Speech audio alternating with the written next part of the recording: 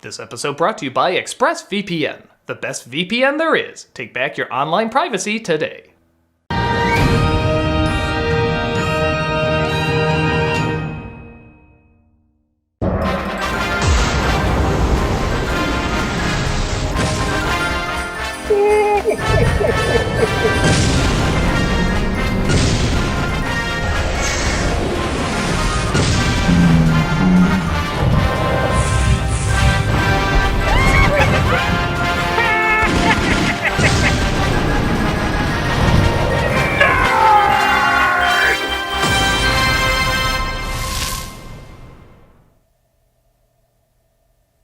Hello, I'm the Nostalgia Critic guy. Remember it so you don't have to. And welcome to X Month. We don't have a doorbell, so I better check that out. Oh God, what are you doing here? And how'd you make that doorbell sound? It's one of his many gifts. So we trust you remember babysitting our teenage nephew today? We warned you about it 5 months ago. Yeah, but I moved studios hoping you wouldn't find me. We have eyes everywhere. The more I find out about you, the less I somehow know. We don't actually know when we're gonna be done, so best play it by ear. What, do you have some important stuff to do and you can't drag him along with you? No. And we just don't like spending time with him. Isn't that right, buddy? I don't care. Dude, you can't just leave him here indefinitely.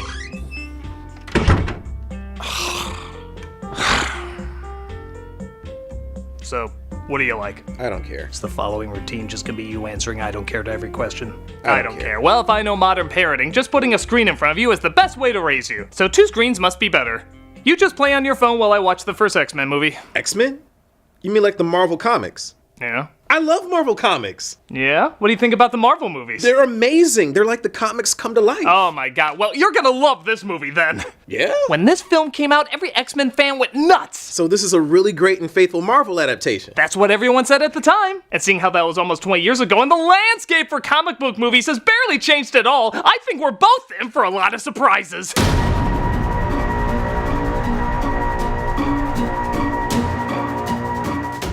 When X-Men came out, there was little faith in it. With the exception of Blade, comic book movies at the time were seen more and more as a big joke.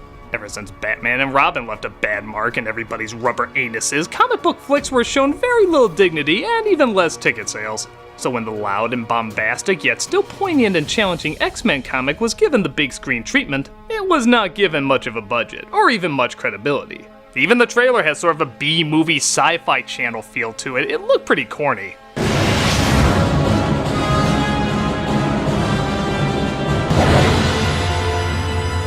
But thankfully, the movie didn't suck, which immediately meant it was amazing! Critics praised how they weren't laughing at a comic book film, which back then was pretty rare. And fans loved seeing a certain amount of dignity, oh hell, any amount of dignity, given to one of the greatest comic book series ever made. But it's not like Doctor Strange where they made the Ancient One into a Celtic woman, or like Iron Man 3 where they made the Mandarin not an alien. It's so annoying when they change stuff like that. Well, again, I haven't watched it in almost 20 years, but seeing how people look back on it so fondly, it has to be a great adaptation. Man, I'm excited. So am I. Let's go back to the year 2000 when people really knew how to do comic book movies. This is X-Men. Ooh, the X shined! That means they're aware of the title. Mutation. The Final Frontier. We open on a brief narration and, wait, early 2000s movie, I'm guessing quick, fast, blurry shit? You know, this really was the cinematic equivalent of the upside-down visor. Every time you see it, you're so glad it's dead. And thus we open this action-packed comic book superhero movie with a concentration camp. Na-na-na-na-na-na-na. Yeah, looks like they're going all the way with this, keeping the backstory of classic X-Men villain, Magneto, totally in check. With his parents being killed in the Holocaust, discovering his mutant powers of magnetism at a young age, and creating his hatred for humanity during one of the worst times in humanity's history. At a time when the most recent comic book movie was Mystery Men, this was a ballsy start. Wow, that really is faithful. Oh, you bet. Just look at the next scene that takes place in the not-too-distant future, where we're introduced to Rogue, played by Anna Paquin. Only a few hundred miles to Anchorage. Rogue. Uh-huh. That's Rogue. Uh-huh. The 20-something, super strong, confident, one-liner spewing badass that sucks people's energy. Close. Now she's a teenager who cries a lot, is super depressed, and can only suck people's energy. So not Rogue. Hey, come on. I mean, Rogue was a tortured character. Yeah, but she was still cool because she was confident. She had one of the cruelest powers. She could never touch anyone without sucking their life away. But she turned that angst into something kick-ass, not taking shit from anyone, socially or physically. You could look up to her because even though you knew she was suffering, she still chose to be positive and full of hope. That's what made her one of the coolest X-Men. Well, sure, if you want to be right, but this character has a lot to look up to. Like what? Her angsty face that looks like she's trying not to shit her pants.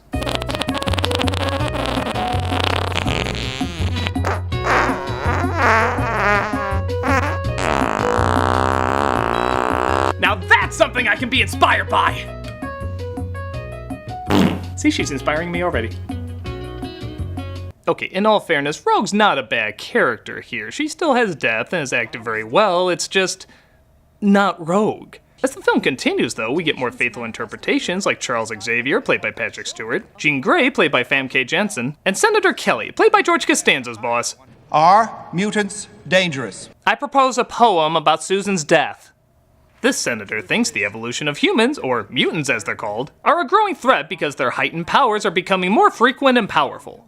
A girl in Illinois who can walk through walls. Now, what's to stop her from walking into a bank vault? Okay, can anyone really be taken seriously in front of that Willy Wonka golden ticket mural? She's looking like the Virgin on a top.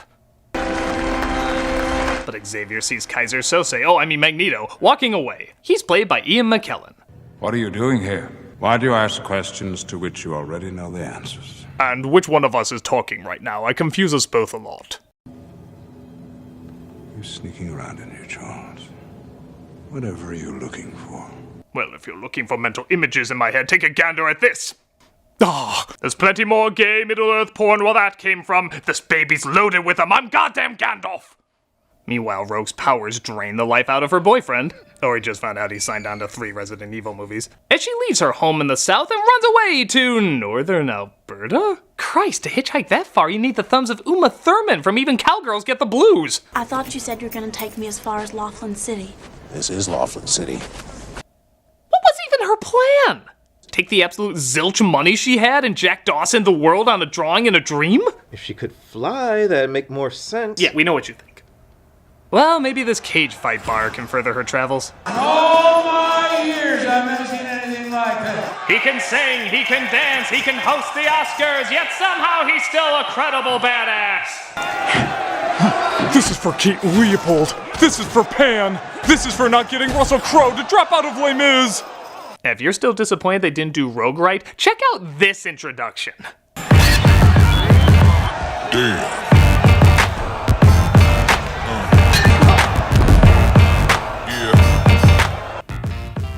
Did I just turn gay? We all did a little bit. From frame 1, Hugh Jackman got Wolverine down perfect. It's the same when Michael Keaton was Batman or Christopher Reeve was Superman. You didn't see an actor portrayal, you saw a childhood hero come to life. Sure, there's no mask or costume, but the overload of adrenaline and testosterone is so heavy, it just turned us into steaks. I'm a steak. And that's okay. Damn. He wins the fight as Rogue hangs around the bar, not exactly knowing what to do. Love the beer. Yeah, I hear I'm supposed to be teamed up with this rogue bombshell who has the hots for me and can suck me dry. Oh god, you're not her, are you? Look out! Logan fights off Steve Wilco, but can't help but sense teen angst in the air. I'm sorry. I needed a ride. Thought you might help me. What the hell are you doing? I mean, you call that a southern accent? It's not nearly as consistent as my Canadian accent, eh? He does decide to give her a bit of a break, though, and the two of them seem to form a bond. She even over time starts to see him as a protective role model. The first boy I ever kissed ended up in a coma. I can still feel him. And it's the same with you. Wait a minute. An insecure teen runaway that looks up to Wolverine? That's Jubilee.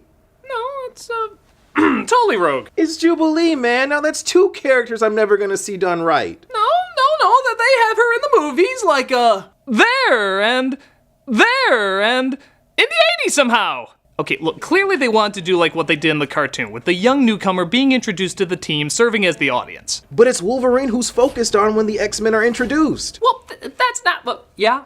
But at the same time, she has a much more tragic power. She can't touch anything. What a great metaphor for teen angst! So change the power, not the character.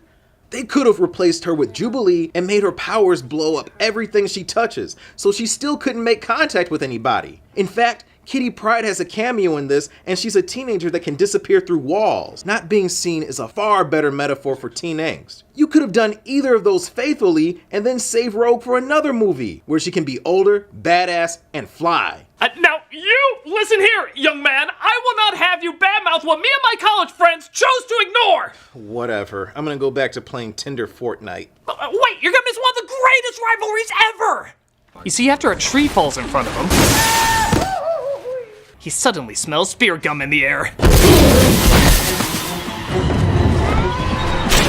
Whoa, is that Sabretooth? Damn right that's Sabretooth!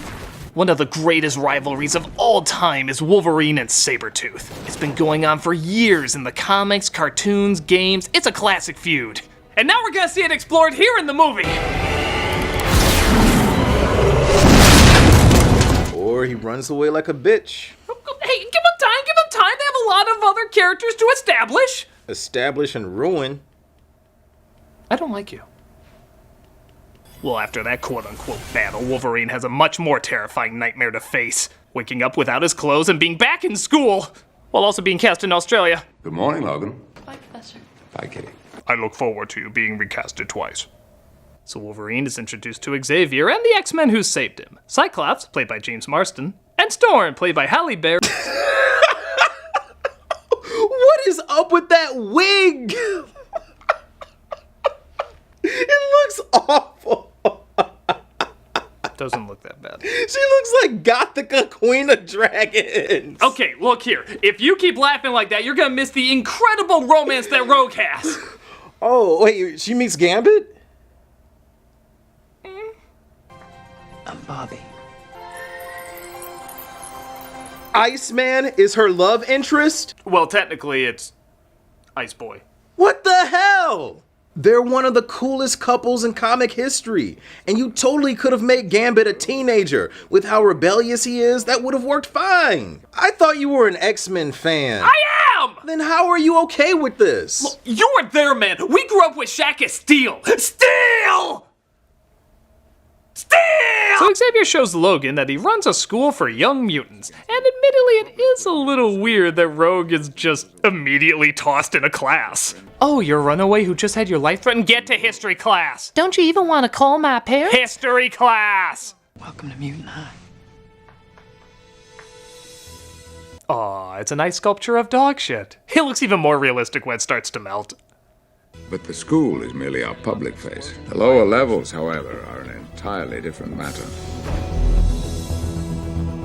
I'm still not sure how I got government funding for a military aircraft. Most public schools can't even afford erasers. You know, I think it's the chair. I play the pity card pretty high.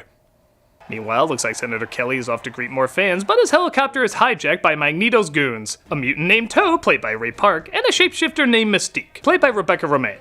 I assume she's not Rogue's mother. Why do you ask questions you already know the answer to? Pilot! My greatest fantasy has terrifyingly come true! They take him to Magneto's hideout at the former location of Fire Festival, where Magneto has plans for him. Are you a God-fearing man, Senator?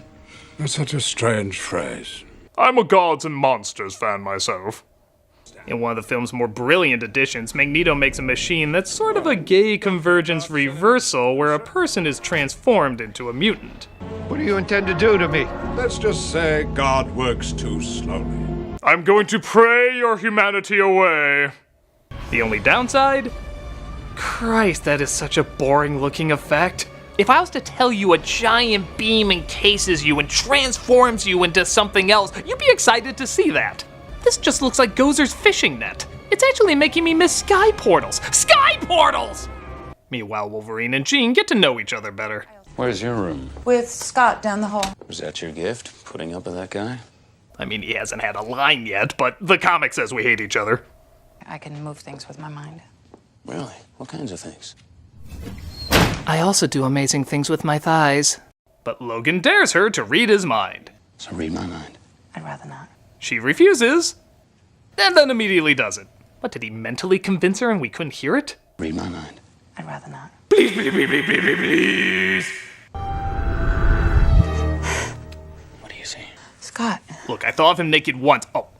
You gonna tell me to stay away from me, girl? Well, if I had to do that, she wouldn't be my girl. So I guess there is a little development of Cyclops and Wolverine's feud, but it once again kind of comes out of nowhere and isn't focused on much to feel genuine. In the cartoon, their personalities are so well defined, one always following the rules, the other breaking them. But here, we know so little of what Cyclops is like. We just know he wears Tom Cruise shades, so I guess that instantly makes us hate him. You know, it's weird that the best rivalry in this superhero movie is between the two old guys who rarely see each other. In the middle of the night, Wolverine has a flashback about where he came from. Rogue tries to wake him, but he's not a morning person. Somebody help! She absorbs his healing power, resulting in her body getting better, and I guess the holes in her PJs too. Is she alright? She'll be all right. Yeah, you're under arrest for stabbing a student. Wait, I forgot, we're on Hogwarts rules. Anything flies in this damn school. Meanwhile, with Kelly's new mutant abilities, he photoshops himself free and swims to shore. And I gotta say, with all the cool powers you could have given him, British sunbathing is not one of the more impressive ones. Even Stan Lee here is like, boy, when I envisioned X-Men as a movie, this is not the imagery that came to mind. Meanwhile, Mystique disguises herself as Bobby to tell Rogue to take her Fiona Apple wardrobe out of here. Where is she? Who? Rogue. She's gone. She's gone row! I almost said it. Xavier uses a device called Cerebro to psychically locate her. Oh, I do hope this means more palettes of gray. It's not like the X-Men ever had much color in it.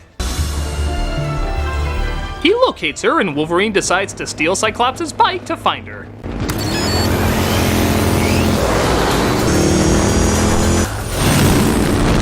Oh, that bike is amazing! Right? How many action scenes is it in? Well... That's what I thought. Hey, this is exciting! X-Bike! Hey, kid. Get to history class. What do you say? Give these geeks one more shot. Wolverine convinces Little Green Riding Hood to come home while Cyclops and Storm search for her in the train station. Come along now. I told you. We don't talk to people with Viewmaster eyes. But things heat up when Magneto and Sabretooth attack. Alright, so we're gonna finally see Wolverine and Sabretooth go at it. Sabretooth is going after Storm, and Magneto is going after Wolverine? It should be the other way around! Magneto and Storm should be tossing things at each other, and Wolverine and Sabretooth should be clawing each other's faces off. We're halfway through, and the greatest rivalry ever hasn't even been built up at all. Him and Mystique barely even talk. I can see why they're called mutants, because half of them are friggin' mute! You damn kids! With your Marvel movies refusing to fix what's not broken? In my day, Spawn took orders from a Muppet aardvark, and we liked it! Well, no, we hated it, but we liked hating it! Tell yourself whatever you want to, man. I'm going to watch the Avengers Endgame trailer again. You know Mistress Death isn't in there. Phony movie! Phony movie!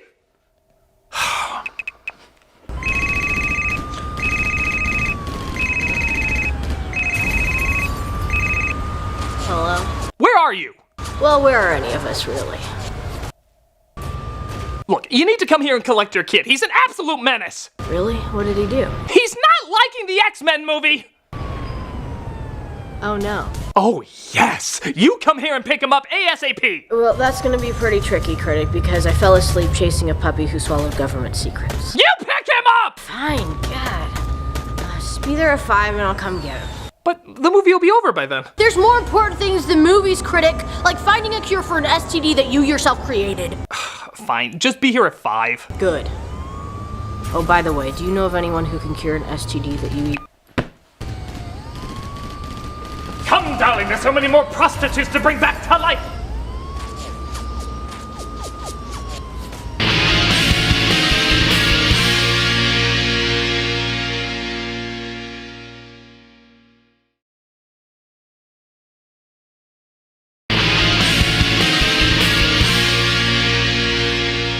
So Magneto rips the train apart as Wolverine tries to stop him. You must be Wolverine. I'm a giant soup can. What the hell do you want with me? Whoever said I wanted you? You're not my type. I prefer redheads. Blue redheads. It looks like he's after Rogue instead of Wolverine, and he knocks her out cold. Young people.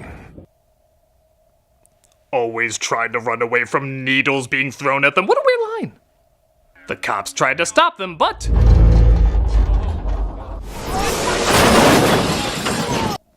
That's just awesome. He points their own guns at them, but Xavier controls the minds of Sabretooth and Toad to stop him. What do you wonder for? Can't you read my mind? You forgot my shielded magic helmet. You'll have to kill me, Charles. I don't think I can stop them all. Hey, I have a better idea. Why don't you use Sabretooth, who you're controlling at the moment, to take off his helmet so you can read/control his mind? But the friggin' professor can't figure that one out, as he just lets Magneto go. I thought you lived at a school.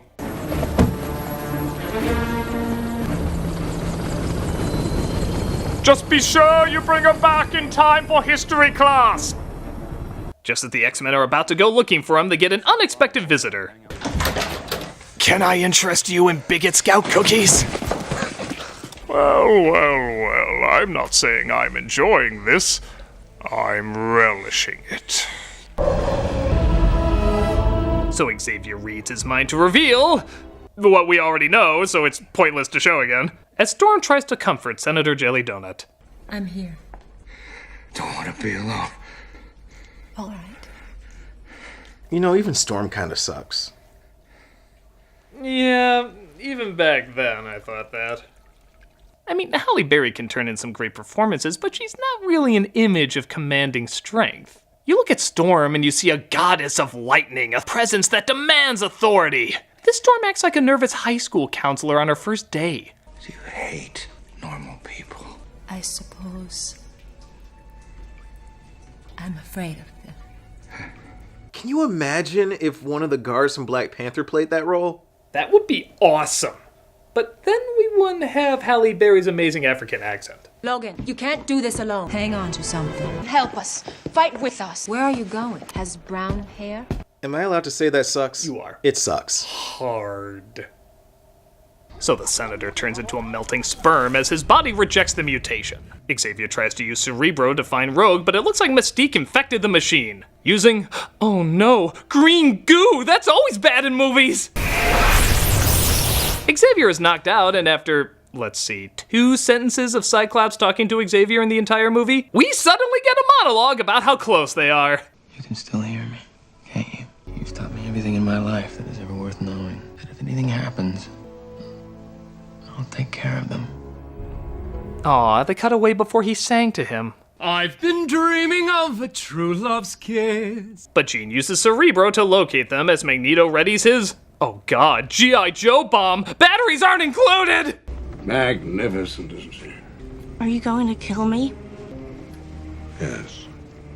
Wow. He just said it. You don't see that happen in movies. His bedside manner is on par with Arnold from True Lies. Are you going to kill me? Yep. Magneto is here, Liberty Island. His objective is to mutate the world leaders at the UN summit on Ellis Island. You know, for the not-too-distant future, maps are becoming very impractically stupid. Wait, I'm gonna put my face on it. You see the funny face I made? You see? Maps! What about Harbor Patrol? Radar. If they have anything that can pick up our jet, they deserve to catch us. Or you could let them know there's a mutant terrorist at the Statue of Liberty. Yeah, why are they doing this alone? I mean, I know there's prejudice, but if you just say a mutant is about to wipe out the world's leaders, I think some military would get there pretty quick. Maybe then you can fight him with a ton of backup and not leave an entire school unmanaged without an adult. Oh, it's okay. Every kid's just a nuclear time bomb, not always aware how not to explode. You actually go outside in these things? What would you prefer? Yellow spandex? Next you'll be telling me in another Marvel film a raccoon will be firing a machine gun. Oh, ha! Yellow spandex. Gotta love the sick architect who designed this. The giant jet comes out of the friggin' basketball court. They don't give a shit about the children's safety! Imagine some kids just want to play midnight basketball. Oh, I'm gonna whoop your ass good, Billy! No, you're the one that's going down. Hey, you're finding more things wrong with the movie, huh? Well, maybe when I see what kids grow up with comic book movies today and how much more faithful they are, I feel a little jealous about what we got. I mean yellow spandex. No, that wouldn't work in this more realistic world you created. But then neither do all these plot holes that were originally designed for a bombastic comic universe instead of a down-to-earth one. Yellow spandex would work in Watchmen, in Avengers, and eventually even in later X-Men movies. I'm realizing more and more what they chose to take out and leave in doesn't always match the style and tone they created for this universe. Well, I'm sure that's what they could do at the time. But why didn't they just go all out? Why didn't they make a comic book movie? We all know we're gonna see a comic book movie, so why didn't they make a comic book movie? We knew what we were in for! It looks like some good action's coming up. Who cares? No, look, let's see. So Magneto gets ready to transfer his power to Rogue so she can use the device to transform everybody into a mutant, draining all the life out of her. Once I give my power to the girl, I'll be temporarily weakened. Aren't all men. That's why we leave immediately afterwards. The Blackbird lands, I guess not so elegantly. Sorry? You call that a landing? Call that a punchline? Thankfully, Mystique went to mime school as she stands ridiculously still as they walk past her, and then she takes on Logan's form to attack. They just recreate what Hugh Jackman does in the mirror every morning. So this fight scene is a little odd. On the one hand, the battle between Mystique and Logan is actually pretty cool and creative, though I didn't know Spider-Manning up the walls was one of her powers. However, the X-Men battling Toad seems a little weak because, well, it's the X-Men battling Toad. Who gives a shit? How could they not take this guy out in a millisecond? Look at this. Storm can control the weather. The friggin' weather, master of the elements. What does she do? I'm gonna go for a stroll. I'll take my time to admire the architecture and, oh no, face my hand, politely gesturing you to stop. I politely gestured! They're so pathetic, he even has time to do a little dance. What the hell even was that? I love to sing about the moon and the June and the springer. Of course! The natural energy of an elevator shaft obviously brings her powers to life! Do you know what happens to a toad when it's struck by lightning?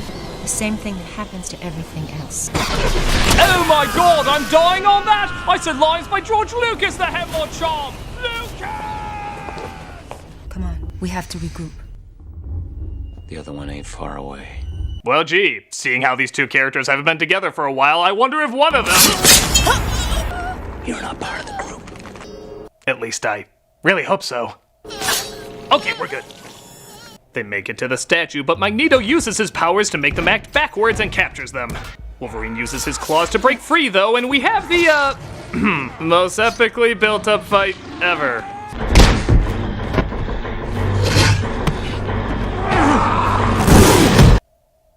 You know, it's not even like you even needed that much between them.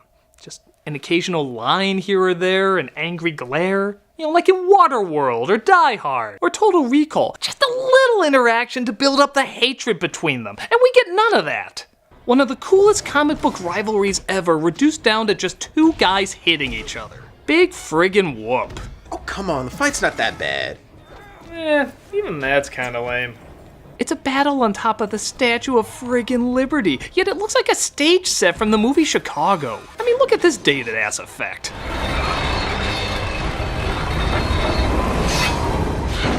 Why, wherever did the switch from CGI to live action happen? I simply cannot tell! Hitchcock did a fight on the Statue of Liberty decades earlier, and not only did it feel more grand in scale, but somehow it felt like it had more color than the actual color movie did! But look, he says bub, just like in the comics. Hey, bub, I'm not finished with you yet. Yeah, I guess that's cool. Though why does it look like the Statue of Liberty has a Wolverine earring?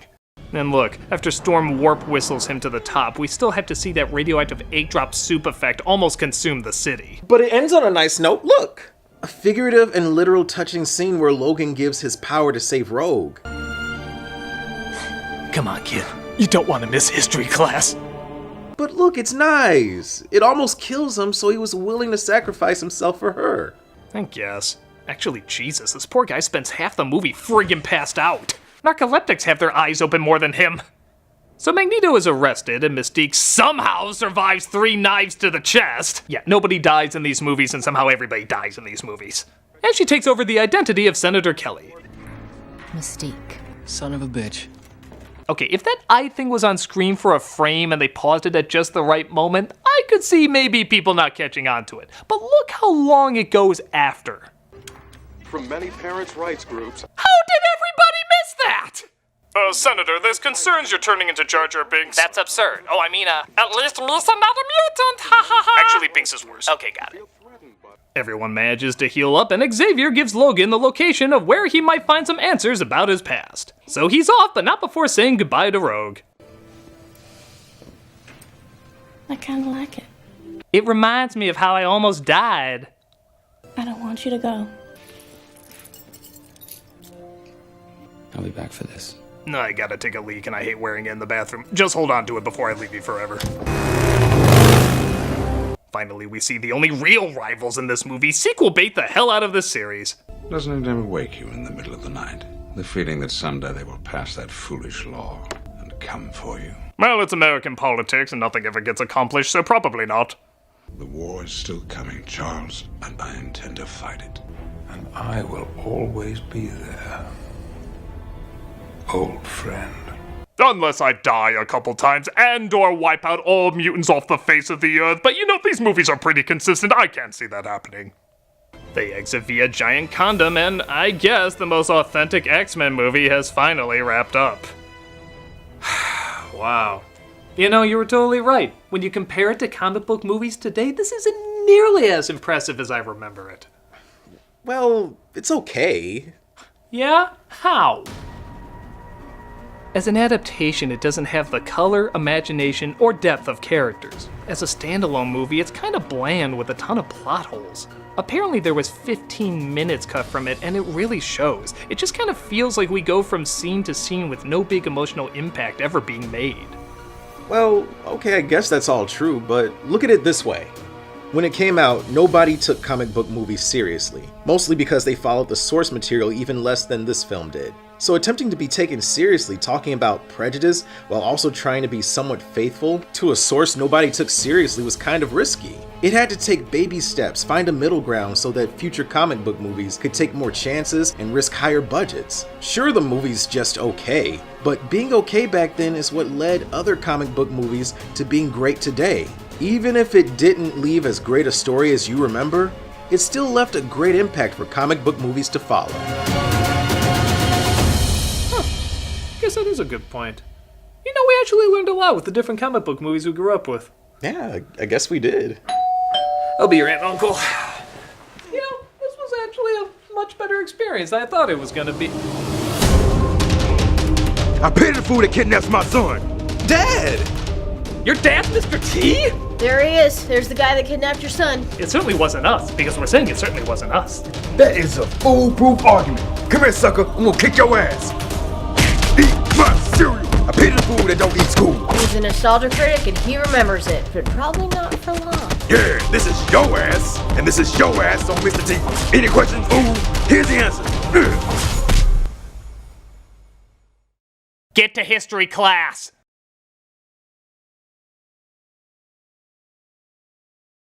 Walker here. I'm recording this on my phone today because the camera's back at the studio. Someone else was using it, but I still want to do the charity shout out. And if you haven't heard, a whole bunch of tornadoes have gone through Alabama, and I think something like 23 people were killed, and lots of people are left without homes. And this is a really terrible tragedy. So today we're going to do the Red Cross for East Alabama. It shows how you can donate, it shows how you can volunteer.